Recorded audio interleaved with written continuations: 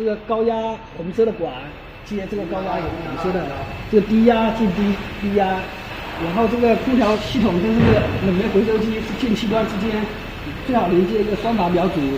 这样的话可以看这个呢，这个视窗你这回收的是气态还是液态，这个很直接的可以看到的。好，现在我从这边全部打开，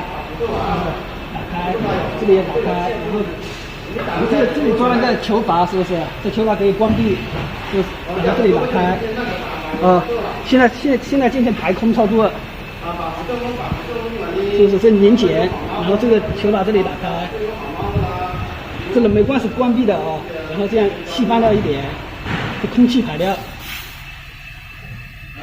排掉一点，然后关闭，然后这里打开。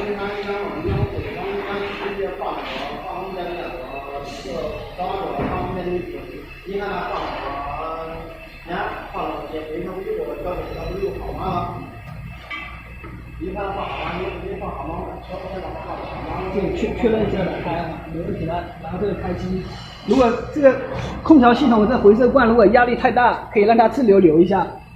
打开，回收了。然后这个视窗可以看一下是气态还是液态。我现在是气液双收的，气态跟液态这两个手的都打开了。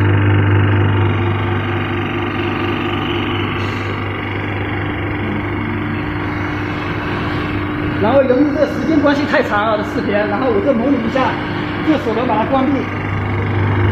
就比如说已经那个了嘛，冷媒全部回收掉了嘛，然后低压表这里就负压了，开始负压以后呢，要那制铅，是不是？那个冷仪器里面的氟良，机器里面冷仪器还有的，就把它回收掉。看这个低压表。这时显示的是这个位置的时候显示这个系统冷仪器的压力。你这样的负压以后，连位的负压以后呢，那就是制铅已经完成了。制铅完成以后呢，先关闭这个回收罐，先关掉，关死了以后呢，就可以停机的。停机以后呢，这里关闭掉。关闭了就可以拆掉这阀了。